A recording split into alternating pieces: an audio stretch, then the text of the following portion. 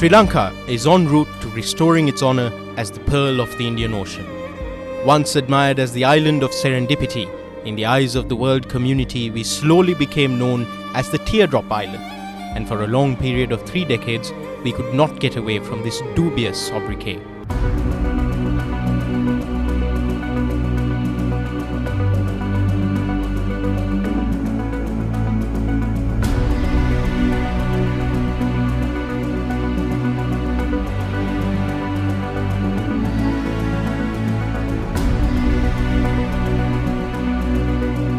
However, today we are raising our heads once again as the proud inheritors of the pearl of the Indian Ocean.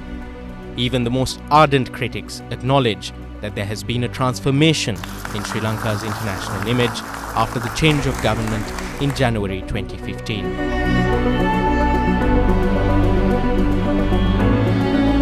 There is much appreciation for the foreign and domestic policies of the consensual government of President Maithripala Sirisena in the global arena, and this became evident during his visits abroad, bilateral and multilateral meetings in different world capitals.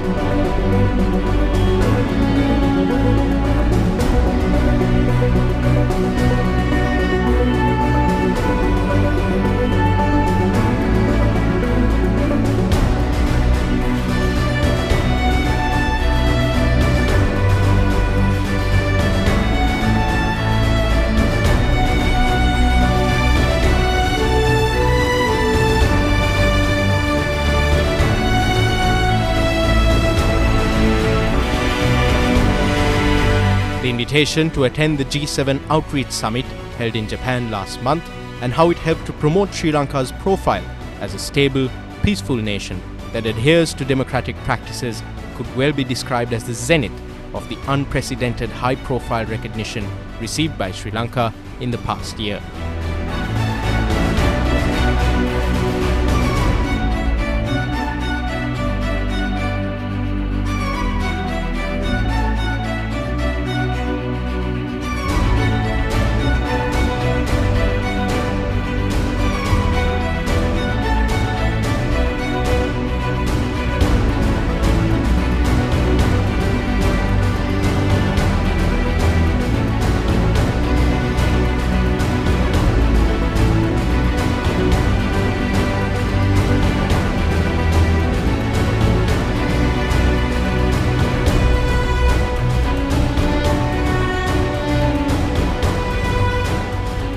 President Sirisena's crusade against corruption and ethnic discrimination was highly appreciated not only by the citizens of this country but also by the international community.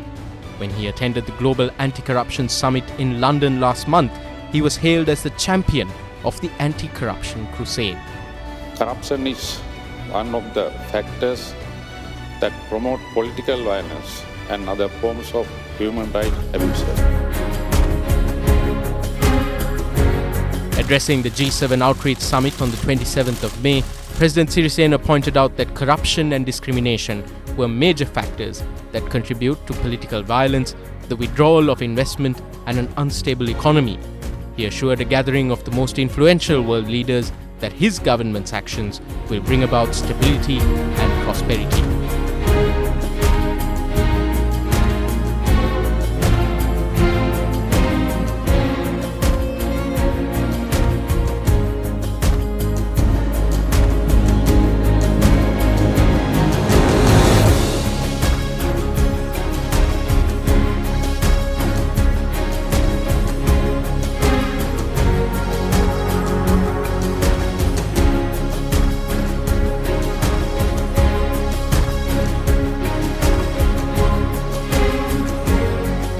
On the sidelines of the G7 Outreach Summit in Iseshima, President Sirisena briefed global leaders on the steps taken by the government, first under the 100-day program and secondly since the 17th August parliamentary elections, to strengthen democratic institutions, judicial independence, freedom of expression, human rights, and to set the nation on the path to reconciliation.